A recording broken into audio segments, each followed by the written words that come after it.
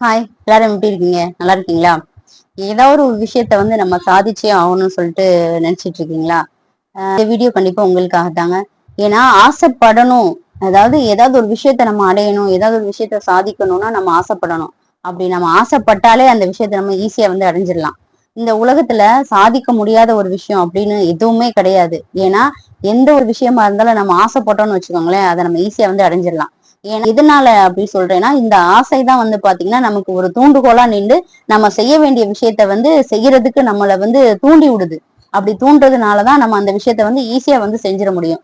இந்த ஆசையும் உழைப்பும் தன்னம்பிக்கை மட்டும் இருந்துச்சுன்னு வச்சுக்கோங்களேன், நம்ம எந்த ஒரு விஷயத்தையும் எவ்வளவு கடினமான விஷயத்தையும் கூட நம்ம ஈஸியா சாதிச்சிடலாம். அது எவ்வளவு கடினமான விஷயம் வேணாலும் இருந்துட்டு போகுது.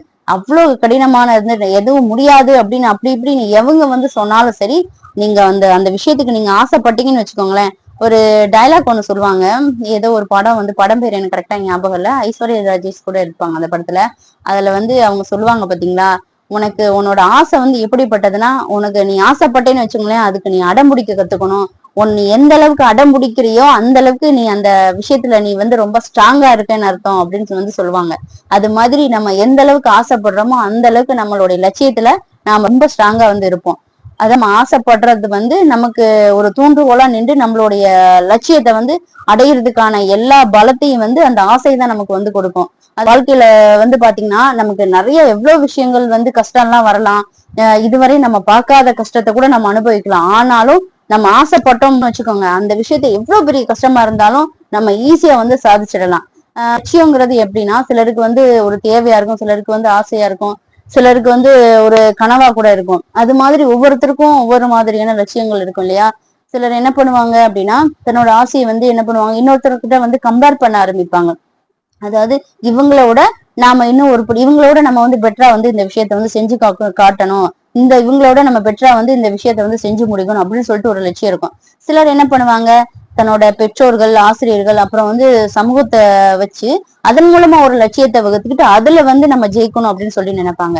இன்னும் சிலர் என்ன பண்ணுவாங்க அப்படின்னா, நம்மளுடைய நம்மளை இந்த உலகத்துக்கு அறிமுகப்படுத்தணும், நம்மளுடைய சாதனைகள் எல்லாத்தையும் வெளிப்படுத்தணும், இந்த உலகத்துக்கு காட்டணும் அப்படின்னு சொல்லிட்டு முயற்சி பண்ணுவாங்க. இது மாதிரி ஒவ்வொருத்தருக்கும் ஒவ்வொரு மாதிரியான லட்சியங்கள் இருக்கும். ஆனா எதுவானாலும் சரி, நம்மளோட இயற்கை யாருக்கும் எந்த பாரபட்சம் இல்லாம 24 மணி நேரம் கொடுத்திருக்கு. இந்த 24 மணி நேரத்தை நம்ம பயனுள்ள வழியில நம்ம பயன்படுத்தினா நம்மளுக்கு வெற்றி நிச்சயம் தாங்க.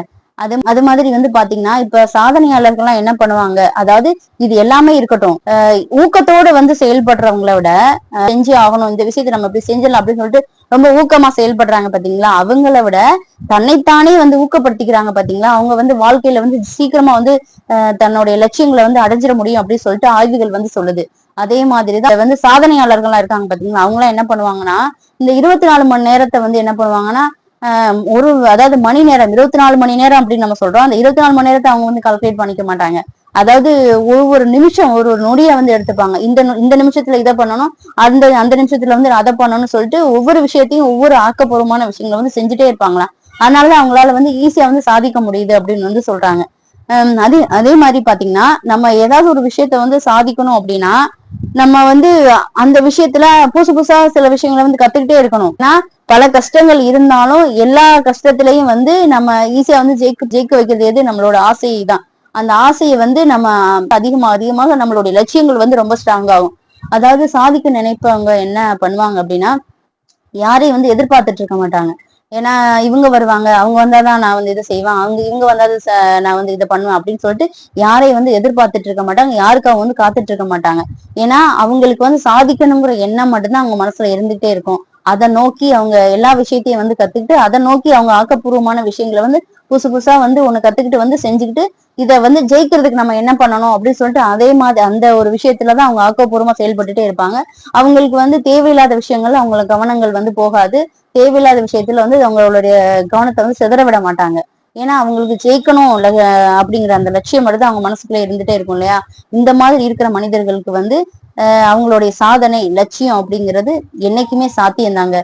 இதே மாதிரி நீங்களும் உங்க கனவுகளை எட்டி பிடிக்கிறதுக்கு அதிகமா நீங்க ஆசைப்பட்டீங்கன்னா அந்த ஆசை உங்களை உங்களோட லட்சிய பாதைக்கு சீக்கிரமாவே கூட்டிட்டு போயிரும் அப்படின்னு நானும் நம்புறேன். நீங்களும் இதே மாதிரி உங்களுடைய லட்சியத்தை அடையிறதுக்கு நல்லா ஆசைப்படுங்க. ஆசைப்பட்டாதான் வாழ்க்கையில வந்து ஜெயிக்க முடியும். கண்டிப்பா நீங்களும் உங்களுடைய கனவுகள் லட்சியத்துக்காக ஆசைப்படுங்க. ஆசைப்பட்டு சீக்கிரம் வந்து லட்சியங்கிற பாதையில வந்து உங்களோட வாழ்க்கையை வந்து செலுத்துவீங்க அப்படின்னு நானும் நம்புறேன். இந்த வீடியோ உங்களுக்கு பிடிச்சிருந்ததுன்னா லைக் பண்ணுங்க, ஷேர் பண்ணுங்க, மறக்காம வந்து சப்ஸ்கிரைப் பண்ணுங்க.